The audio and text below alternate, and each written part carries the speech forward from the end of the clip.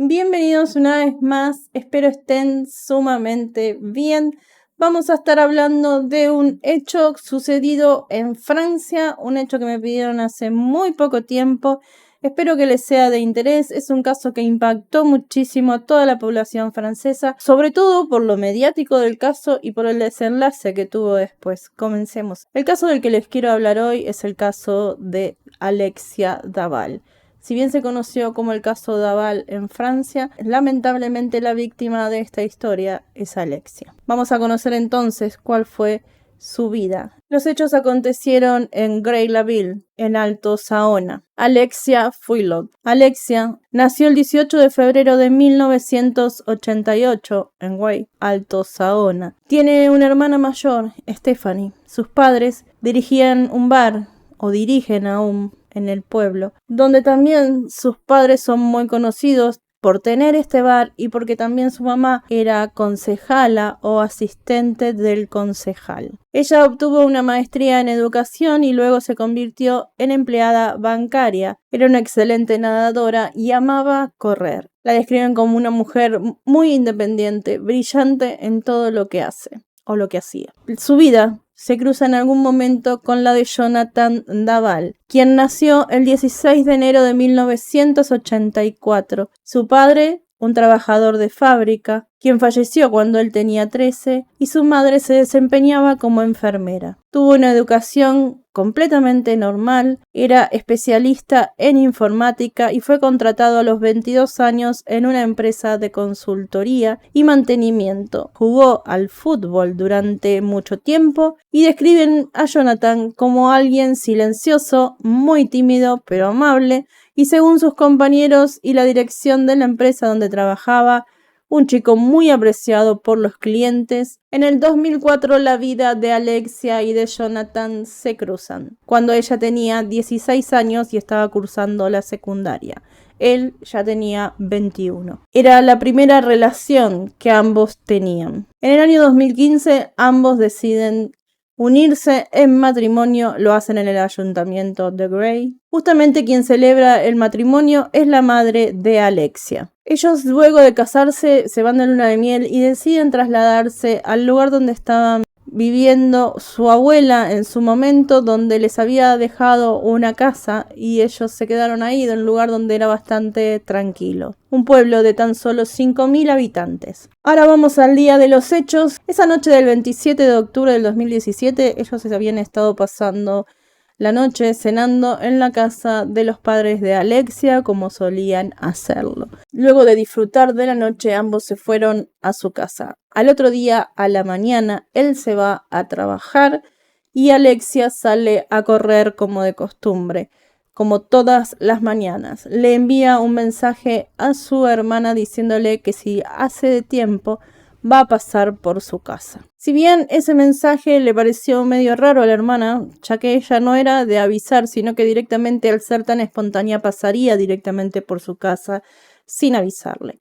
Pero en ese momento no llamó para nada la atención de su hermana. Su madre estaba esperando a Alexia para ir con Stephanie ese día de compras. Iban a salir las 3, lo que ellos llamaban tarde de chicas, y por ese motivo creyó que era que le estaba mandando ese mensaje para avisarle. Mientras tanto, a las 10:10 de la mañana, Jonathan se va al café de los padres de Alexia, se sirve el café él mismo y se pone a charlar con los padres, naturalmente sin nada que llamara la atención, algo que no solía hacer, pero se ve que tampoco era algo extraño. 10:45 vuelve a su trabajo y es porque dijo que tenía que arreglar una impresora. Lo llamativo es que se llevó la impresora a su casa, pero se la deja a su vecino. En ese momento se da cuenta de que su esposa no estaba en su casa. Llama al hermano de Alexia y le pide que por favor lo ayude a buscar a Alexia por donde ella había ido a correr, ya que no había regresado. Es entonces que a las 11:30 de la mañana deciden recorrer la ciudad, mirar zanjas y otros lugares para ver si ella se había caído, si había tenido problemas con algún auto o algún tipo de accidente. Regresan a la casa para ver si ella había tomado otro camino de vuelta y cuando llega hasta la casa, que está el hermano de Alexia ahí, como cuenta él con sus propias palabras, Jonathan comenzó a gritar el nombre de su esposa para ver si ella le respondía. Al no responderle, decidieron directamente ir a hacer la denuncia por su desaparición. Dicen que no sería la primera vez que una persona es atacada mientras estaba caminando o corriendo por el sendero o por el bosque, lo cual hace completamente raro que en un lugar de 5.000 personas sucedan estas cosas, pero al parecer no era la primera vez que pasaba. También decidieron ir a los hospitales y a las salas de urgencia para ver si ella estaba ahí. Sin embargo, seguían sin ubicarla. Luego de hacer la denuncia, la búsqueda comienza de inmediato, tanto por tratarse de una mujer que no volvió luego de correr y también por tratarse de la hija de la concejala del lugar, lo cual hacía más rápida o al menos más preocupante la búsqueda, ya que pensaron que podía tratarse de algo político, como por ejemplo un secuestro. 2 días después, lamentablemente, es hallado el cuerpo de Alexia. Fue encontrado parcialmente carbonizado, sobre todo en la parte de su cara, debajo de unas ramas, en un bosque, en una ciudad cerca a Gray. Pensaron que podía ser un agresor que haya habido en la zona y es por eso que se habían enfocado en esto. También se habló de un posible amante de Alexia, cosas que fueron descartando a medida que pasaban los días. La autopsia reveló que ella fue estrangulada, esa fue la causa de la muerte, y que las zonas más quemadas en su cuerpo, mejor dicho, las únicas que estaban quemadas, eran su cara y la zona de sus genitales. Todas las personas del lugar comenzaron a tener miedo, las mujeres dejaron de salir solas. Esto era algo que revolucionó al lugar, sobre todo porque todos se conocían y conocían mucho a la familia de Alexia. Se realiza una marcha blanca, donde hablan los padres de Alexia y donde se lo puede ver también a Jonathan muy desconsolado por la desaparición de su esposa. Y recordemos que si bien él fue el principal sospechoso por tratarse del marido y la última persona que la vio con vida, los padres de Alexia descartaban por completo que él haya tenido algo que ver con el hecho, ya que lo consideraban a él como un hijo y que la relación entre ambos era casi perfecta, que ellos no conocían absolutamente nada de entre ellos dos que pudiera ocasionar este desenlace o que él le hiciera algo a su hija. Hubo una persona que se tuvo bajo sospecha también, se decía que era como un acosador de Alexia, sin embargo esta persona pudo probar que se encontraba en otro lugar. También a otro hombre que merodeaba la zona por donde la encontraron, aunque no muy cerca, pero esta persona justamente era una que estaba ayudando a la búsqueda, así como lo hicieron un montón de las personas del pueblo que querían encontrarla. Cuando Jonathan fue a declarar, una de las primeras cosas que notaron las autoridades fueron sus arañazos en el cuello y en la parte del pecho que él pudo explicar, y él dio como explicación a estas marcas una pequeña riña con su esposa, pero sin importancia. Jonathan había mencionado que ese día no había salido hasta alrededor de las 7 de la mañana, sin embargo uno de sus vecinos mencionó que vio el auto de Jonathan desplazarse alrededor de las 5 de la mañana por la carretera que salía de su casa, es decir, lo vio salir al menos al auto. Al comprobar esto, las autoridades pudieron ver que el GPS marcaba que Jonathan sí había salido ese día, que sí él había mentido en el primer interrogatorio que le habían hecho. Entonces comenzó a ser como una persona de más interés. Sin embargo, la familia aún seguía creyendo en su inocencia. La familia de Alexia. Pero con la declaración de este vecino, él es arrestado el 29 de enero del 2018. Casi 3 meses después fue cuando él recién es detenido por primera vez. Y luego de estar varias horas en interrogatorio, el 30 de enero del 2018, él confiesa haberle quitado la vida a su mujer en un accidente. Sin embargo, se pudo comprobar que para estrangularla tuvo que estar al menos 4 minutos con las manos de él en su cuello, más lejano a un accidente imposible. Es acusado por el asesinato de Alexia y encarcelado ese mismo día. Dicen que analizaron los teléfonos de Alexia y de Jonathan y que pudieron ver que había un intercambio bastante violento entre mensajes de ellos dos, es decir, que se trataban bastante mal cuando se enviaban mensajes de texto. Esto fue presentado por la defensa de Jonathan, porque quisieron ponerlo en el papel de la víctima en este caso, ya que sería Alexia quien maltrataba a su esposo, hablándole de su posible infertilidad, la cual no había sido comprobada. Él decía que Alexia lo insultaba, le decía poco hombre y un montón de cosas más porque no la dejaba embarazada. De esto que él declara, la familia de ella dice no tener ningún conocimiento sobre que ellos estuvieran buscando un hijo. Sin embargo, saben que Alexia era bastante reservada, así que no lo descartaban. Lo que no creían, por supuesto, era que ella era la que lo maltrataba a él. El abogado defensor dijo que él estaba sufriendo violencia física y moral, y que contra los hombres esto es un tabú totalmente. Y ahí es donde él cuenta su versión. Dice que cuando regresaron de esa reunión con los padres, comenzó a discutir con Alexia y esto tomó un giro violento por parte de él, respondiendo a agresiones supuestamente de ella. Según la defensa, muchas de las discusiones que ellos tenían eran todas por este mismo tema, por la infertilidad. Esto es algo que no se puede probar porque no hay nada que acredite ningún mensaje que haya hablado de este tema.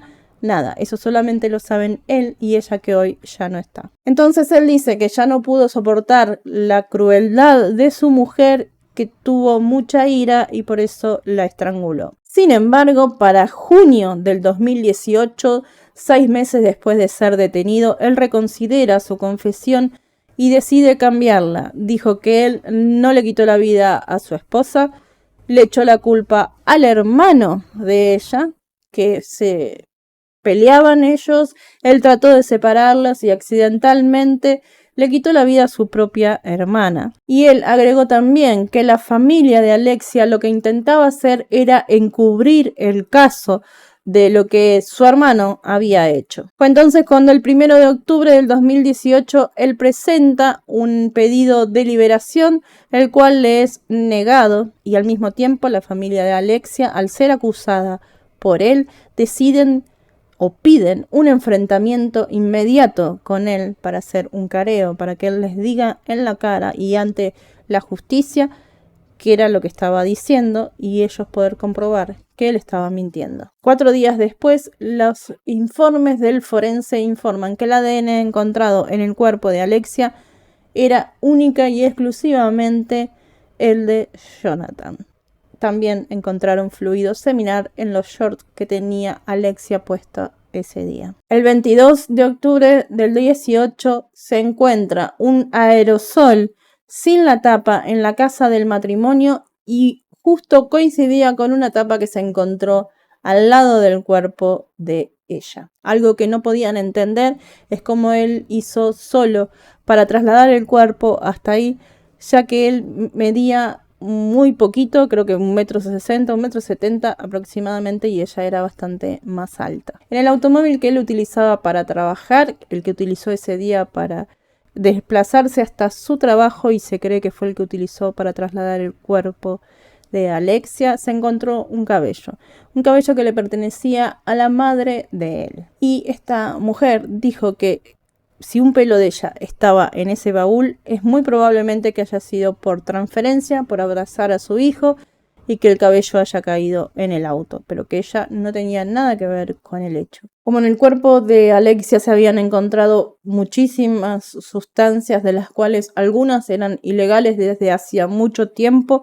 se preguntaron para revisar quién las había comprado. Según él decía, Jonathan, que ella se automedicaba con estas sustancias. Y estamos hablando de algunas muy fuertes. Según los análisis, dicen que parecen haber sido ingeridos durante casi 1 año antes de la muerte. Y lo que la familia cree es que él se las podía haber estado suministrando de a poco.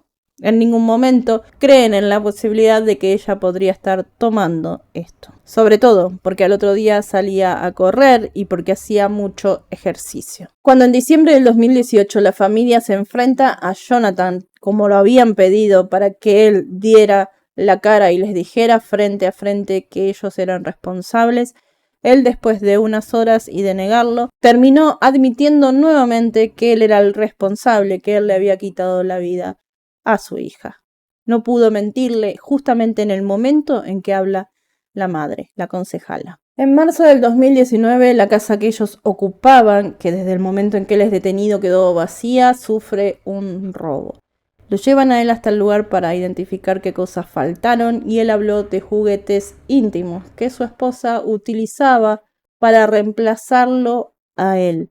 Esto fueron palabras de él. Le sonó raro a las autoridades también que justamente hayan robado eso. Y cuando se realiza la reconstrucción en junio del 2019, tanto en la casa como en el bosque donde encontraron el cuerpo, este termina derrumbándose nuevamente después de 1 año y medio de negación frente a sus contradicciones y admite haber quemado parcialmente el cuerpo de su esposa luego de haberle propinado 5 a 10 golpes fatales de extrema violencia en el rostro y haberla estrangulado. Recordemos que él solo admitía haberle quitado la vida, pero nunca quería admitir que había sido él el que le había prendido fuego. También se habló mucho de una premeditación, en particular también de los rastros de semen que habían en el pantalón de ella. Se había hablado de que él había tenido relaciones con su esposa, pero cuando ella ya estaba sin vida, aunque esto luego no se nombró, no solamente que quisieron descartarlo también. Luego de esta confesión se le realiza unas cuantas pericias psicológicas que dan como resultado rasgos perversos, capacidad de manipulación, personalidad agresiva, irascible, camaleónica. Tenía un complejo muy grande con respecto a su altura, que era de 1,67 m, para ser más exacto. Cuando comenzó el juicio, ya se había establecido la fecha del juicio, él pidió para ver todos los programas que hablaban sobre él o sobre el caso. Y el 21 de noviembre del año 2020 fue condenado a 25 años de prisión, sin ninguna reducción de pena, hasta los 12 años y medio, descontándole esto los 3 que ya llevaba en prisión. Es decir, al cumplir la mitad de la pena podría él estar pidiendo beneficios. Cuando este hombre confesó ya tenía 34 años de edad y la población francesa realmente no lo podía creer, sufrieron con mucho estupor. Yo sé que se los estoy contando todo en un ratito, pero ellos estuvieron durante meses viéndolo a él sufrir y mostrando su inocencia frente a las cámaras. Sabemos que hay muchos que lo hacen y lo suelen hacer muy bien, sin embargo a él la gente le creía, porque a todo el mundo que se le preguntaba, él era una excelente persona. Todo sabemos que puede ser una fachada y nunca podemos entender o conocer a alguien realmente como es. Este es el caso de hoy, al menos es la información más importante, ya que hay mucha otra que tiene que ver con tecnicismos del juicio, con lo que los estaría aburriendo mucho. Espero que les haya sido de interés y nosotros nos vamos a ver muy pronto en un siguiente video. Muchísimas gracias a los miembros del canal, a los miembros de la comunidad. Cuídense mucho, cuiden a los suyos y nos vemos nosotros muy pronto.